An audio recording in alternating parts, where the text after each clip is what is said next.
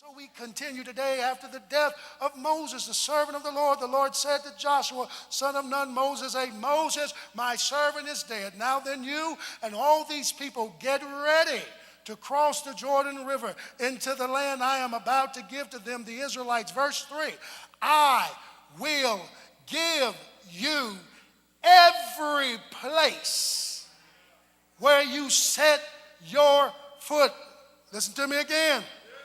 I will give you somebody say every place where you set your foot. I'm going to read it one more time for somebody who needs to get it.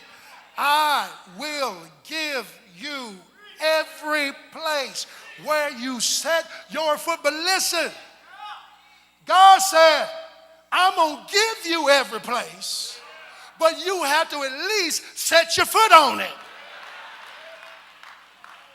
That I will give and move in your life, but you're going to have to do something. I said, yeah, the land, I'm going to give it to you, but if you don't set your foot on it, you don't get the land.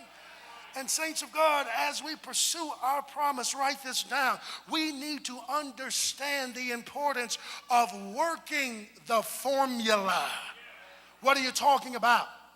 In the New Testament, we learn that faith minus works equals death and no mobility. What are you saying? That faith minus works means you never move toward the realization of your promise. Folks talking about, yeah, I'm waiting on the Lord for a job. Well, have you filled out any applications? No, I'm just waiting on the Lord. I believe that's part of insanity. If you want God to do God's part, am I talking right over here? At least be willing to match it up with some works on your part. And let me tell you something. God has a way that when you have done all you can do, He'll step in and do the rest for you, but you have to at least do what you can do. Tell your neighbor, you must do what you can do. I thought about it even throughout our history. The civil rights movement was rooted in faith. In fact, there was prayer, and many times they would leave out of the churches to go and to demonstrate. But saints, I even thought about the Montgomery bus boycott. They began with prayer.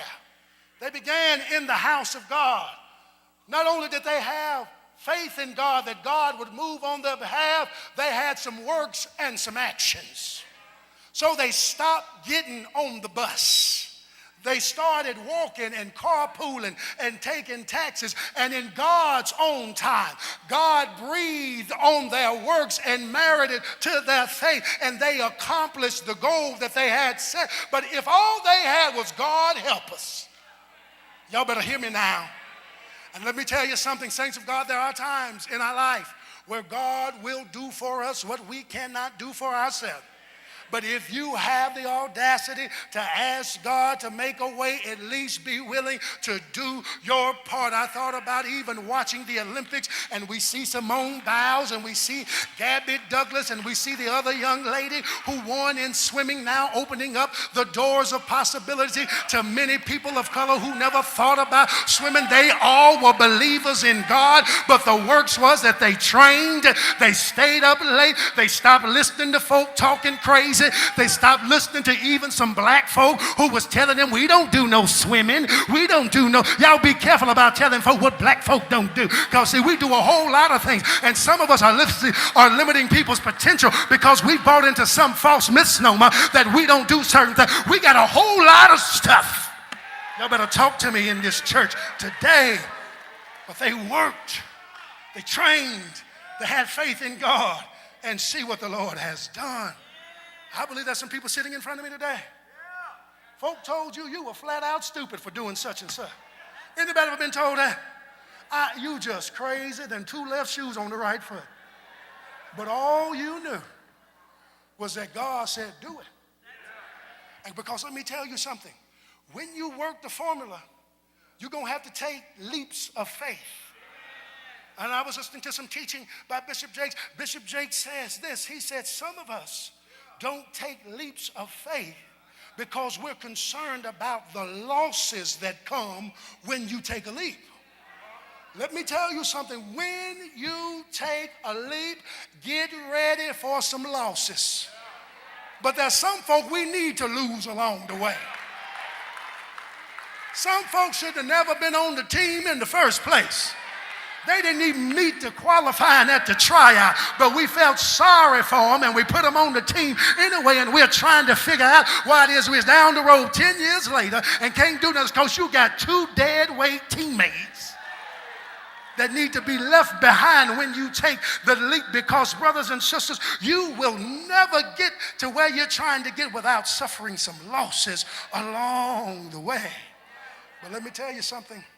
The realization of your promise is worth the losses that come with it. Because God has a way, even in the midst of losses, of teaching us some phenomenal lessons. And I've learned that God also has a way of helping to take the losses and even moving in the midst of the losses and creating something beautiful even out of the most miserable of circumstances. Some of us, the only way we were going to get to where we were trying to get is that we had to go through the fiery furnace process. Anybody know what I'm talking about? You had to get some stuff burned off of you because, see, it wasn't until things were refined in the fire. See, people see where you are now, but they have no idea of what you had to go through. People see where you live now. They had no idea of the heartache, the frustration. People see where you work now. They see the degrees you have now. They have no idea the nights you sat in the dark asking God, are you sure that this is what? But all you did was keep the faith and do what you were supposed to do. And in God's own timing, God brought manifestation. And all you can say, to God be the glory.